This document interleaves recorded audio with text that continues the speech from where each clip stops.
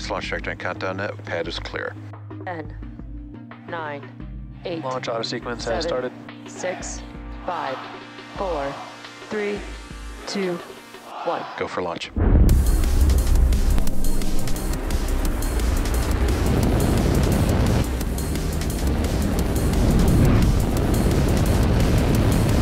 Vehicle is supersonic. Stage separation confirmed. Dragon, separation confirmed.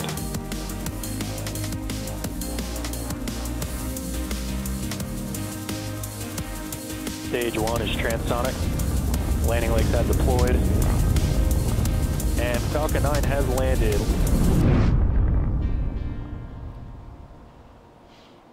You're looking at a live view of Falcon 9 set to lift off in just about 7 minutes from now. Welcome to our 18th launch of the year and 45th Starlink mission overall. My name is Ian McCullough, and I'm a sales manager here at SpaceX. I'll be your host today as we follow Falcon 9's launch from Florida's Kennedy Space Center, Launch Complex 39A, the same launch pad that we launched NASA's Crew 4 mission from a little over a week ago. Starlink is a satellite internet constellation designed and manufactured by SpaceX. It provides high-speed, low-latency internet to people living in remote and rural locations around the globe. Our launch today will be taking 53 Starlink satellites into low Earth orbit, also referred to as LEO. And start We've got one of our shorter webcasts today, with live coverage ending just after first stage landing and second engine cutoff. Payload deploy is scheduled to occur at T plus 54 minutes after liftoff, and we'll confirm deployment of our Starlink satellites via SpaceX's social channels, so be sure to keep an eye out for that. If for some reason we don't launch today, we have a backup opportunity on Saturday, May 7th at 5:20 a.m. Eastern. Falcon 9 is the only orbital class rocket in the world capable of reuse, which means it's the only rocket that can boost its payload to orbit and then come back to Earth and be flown again. The part of the rocket responsible for powering these repeat trips to space is called the first stage. The dark soot you see around the lower part of the first stage are the remnants from its previous launches. This particular booster has supported 11 previous missions: Crew Demo 2, ANASIS-II, CRS-21, Transporter 1 and 3, and 6 Starlink missions. For those following along, today's mission marks the 3rd time we are attempting to fly a booster for the 12th time. Although the number 9 in Falcon 9 references the 9 engines on the first stage, there are actually 10 engines on the rocket. The 10th engine powers the second stage, which is the portion of the rocket you see on your screen there. While the first stage powers us out of the Earth's atmosphere and into space, the second stage takes the satellites to their targeted drop-off orbit. After the first and second stages separate, the second stage will ignite its single Merlin vacuum engine to carry our satellites to low Earth orbit. Though very similar to the Merlin 1D engines on the first stage, the Merlin vacuum engine has a larger nozzle that allows the second stage to perform better in the vacuum of space. The Starlink satellites are housed at the very top of the rocket in a structure known as the fairing, right there. The job of the fairing is to protect the Starlink satellites until we reach the vacuum of space, and at that point we will jettison the fairing halves and attempt to retrieve them once they return to Earth. One of the fairing halves today, protecting our Starlink satellites today, will be flying for its 3rd time, while the other fairing half is flying for its 6th time. We have some experienced fairing halves for this mission. And if you're familiar with SpaceX, you'll know that that reusability is one of our top priorities, as it is key to reducing the cost of space access for all of us. Thanks, Preston, for strong back retract. The strong back retract. Following fairing deploy and stage separation, we will be attempting to recover the first stage for a 12th time on our drone ship, a shortfall of Gravitas. If successful, it will mark the 111th recovery of the Falcon 9 first stage.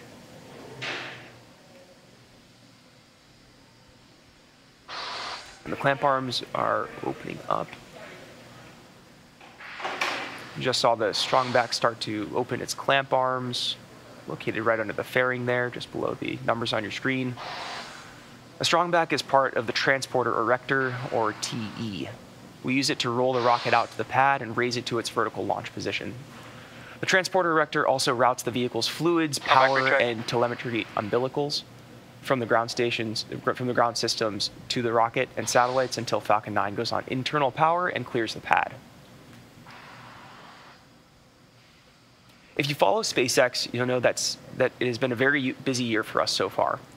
As I mentioned earlier, today's mission marks our 18th launch of the year. With reuse enabling our increased launch cadence, we've been able to support 1 launch per week on average. In April alone, we had a total of 6 launches, including 2 human spaceflight launches with AX-1 and Crew 4. Stage 1 lock load complete. Heard the call out for LOX load complete there. While Crew 4 just started their 6-month mission aboard space station, the AX-1 crew returned home at the end of last month. And late last night, SpaceX brought NASA's Crew 3 astronauts safely back to Earth after spending 177 days in space.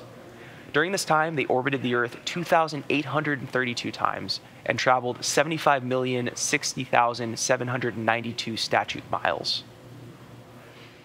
While on the ISS, NASA astronauts Rajachari, Tom Marshburn, Kayla Barron, and ESA astronaut Matthias Maurer saw 8 vehicles arriving on station, 3 of which were Dragon vehicles. Crew 3 saw the arrival of CRS-24, Axiom-1, and of course, Crew 4. We're happy to have the Crew 3 back home. We hope they had a successful journey, and we cannot wait to hear more about their trip. And we're seeing no signs of slowing down soon. In the past 12 months, we've added more than 40 commercial missions to our manifest that will launch in the next couple of years. And that's without any transporter or Starlink launches, so be sure to keep an eye out on our social channels for the latest SpaceX news. Stage 2 lock load complete. With just 2 minutes left to go, Falcon 9 is moving on to the final stages of countdown. We just heard that second stage LOX loading is complete, and we're about a minute out from the first stage taking over the launch countdown and going into an automated sequence. You can see those white clouds hanging out around the vehicle. It's chilled gas above the LOX tank, a liquid surface as we vent overboard to maintain pressure in the tank as needed. When the gas comes into contact with the warm Florida air, the humid, moist air condenses into clouds of water.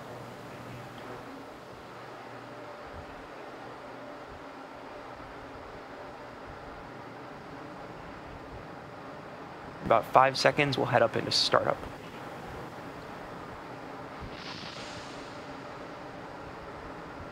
Falcon 9 is in startup. I heard the call out for startup. Let's listen in for the launch director to give go, or final go for launch.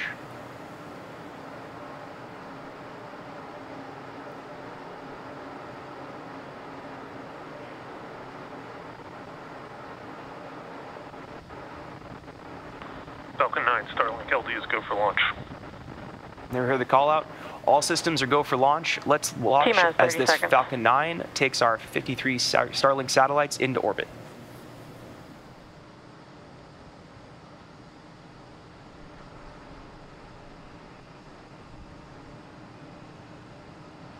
T-minus 15 seconds.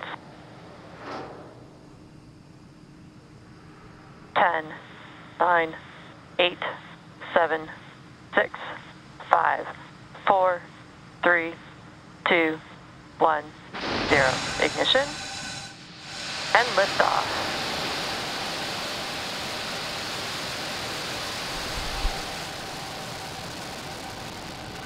Vehicle is pitching downrange.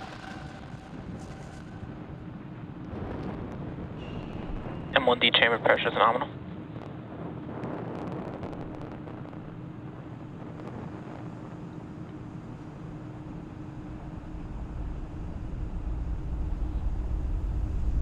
And Falcon 9 has successfully lifted off from Launch Complex 39A, carrying our 53 Starlink satellites.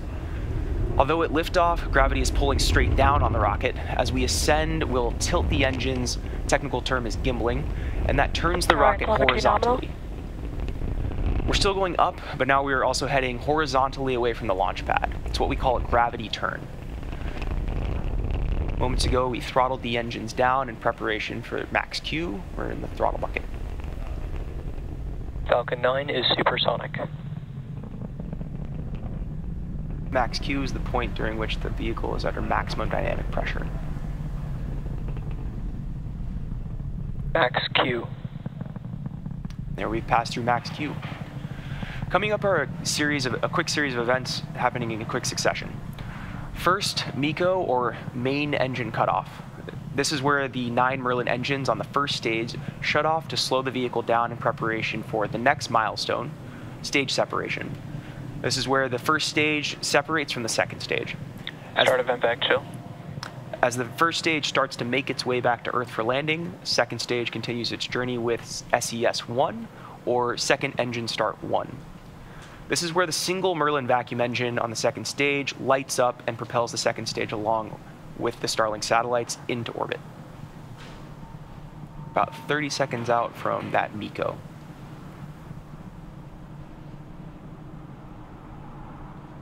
As the rocket heads up into space, you'll start to see the plume at the aft end of the rocket begin to spread out. That's as the pressure alleviates from the bottom of the vehicle. You can there isn't as much pressure holding in that plume.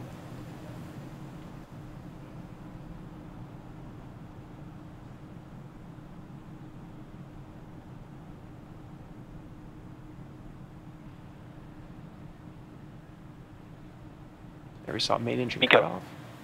Call out for MECO. Stage separation confirmed.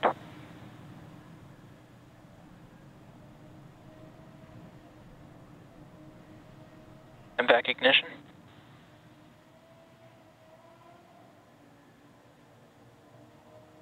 Bearing separation confirmed. And we just saw main engine cutoff, stage separation, second engine startup, and fairing deploy.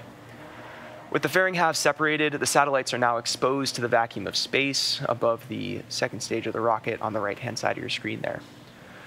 While the second stage is doing its job, the first stage is coming back home to Earth and will execute 2 burns. The first is the entry burn. It's a 3-engine burn that helps to slow the stage down. The second burn is the landing burn. It's a single-engine burn that helps bring the vehicle speed down rapidly in order to land on our drone ship a shortfall of gravitas, which is the equivalent to a size of a football field. If you're just joining us, we had a successful Both liftoff. vehicles are on nominal trajectories.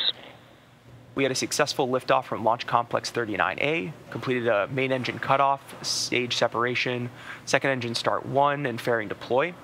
And now the second stage is taking our 53 Starlink satellites to their targeted drop-off orbit in low Earth orbit, while the first stage is making its way back home for the 12th time.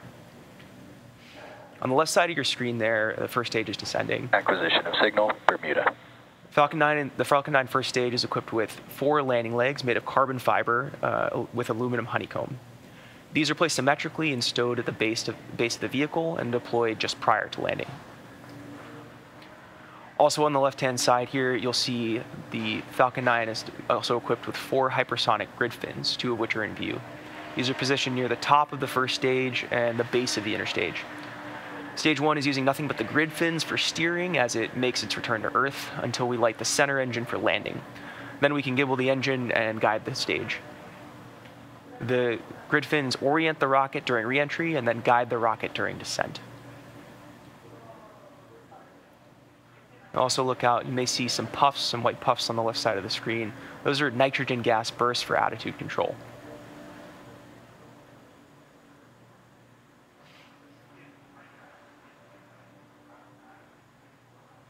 Really cool view of the first stage on the left-hand side there.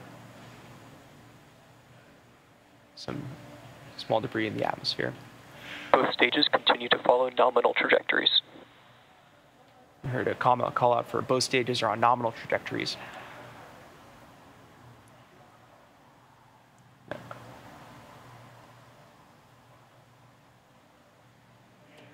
As we come up on the start of entry burn in about 40 seconds here, just a reminder that that's a 3-second burn meant to slow the first stage down as it hits the thicker parts of the Earth's atmosphere.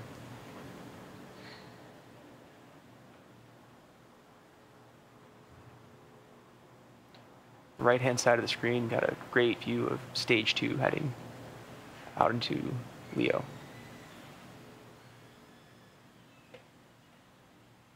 Is that sunrise on the left-hand side of the screen there?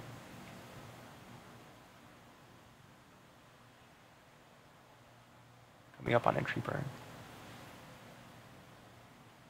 Stage 1, FDSS. Stage 1, entry burn, startup. Stage 1 has lit its engines to slow down for entry into the Earth's atmosphere. This burn will last about 20 seconds.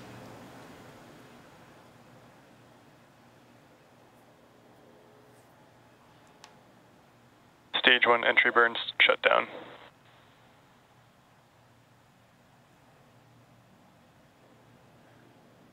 As we previously mentioned, you were able to see some soot markings on this booster left over from previous flights. Here's a quick explanation of how that soot forms. The rocket-grade kerosene RP-1 is used to fuel Falcon 9 as a carbon-based fuel. When the fuel burns, it generates soot. And because re-entry occurs engines first, the booster flies through its own plume, which then deposits the soot on the outside of the rocket. Both vehicles are on nominal trajectories. You continue to hear we're on nominal trajectories. That's a good sign right here. As we come up on landing, you'll be able to look potentially and see some of that soot sticking to the cameras. As I mentioned before, reusability is one of our top priorities because as it's key to reducing the cost of space access for all of us. By reusing the high-cost components of the rocket, Stage 1 transonic. including the first stage and the fairings, we lower the overall launch cost to just the new components and the fuel and oxidizer. As a reminder, this is the 12th launch of this booster, having previously flown missions Crew Demo 2, ANASIS-II, CRS-21, Transporter 1 and 3, and 6 previous Starlink missions. Just a moment here, we'll be coming up on landing burn.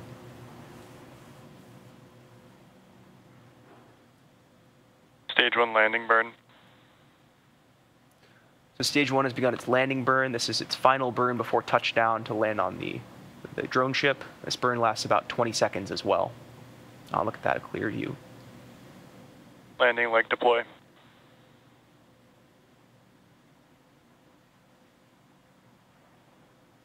Ah, beautiful. Stage 1 landing confirmed. And stage 1 has successfully landed on our drone ship, a short fall of gravitas. This is the 111th recovery of a Falcon 9 first stage booster. That's listening for SECO 1, or second engine cutoff 1.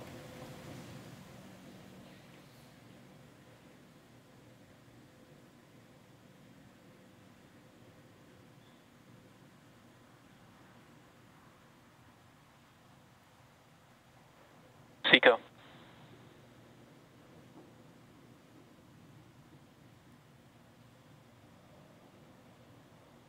Expected loss of signal tape.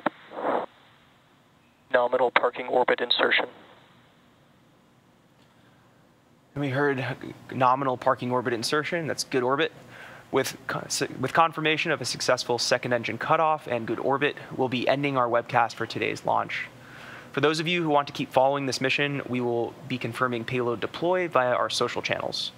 Thank you to the Federal Aviation Administration for supporting today's mission. Of course, thank you to our viewers for turning in bright and early, and big thank you to our Starlink customers for using our service at this time. I hope you all have a good weekend, and we'll see you soon.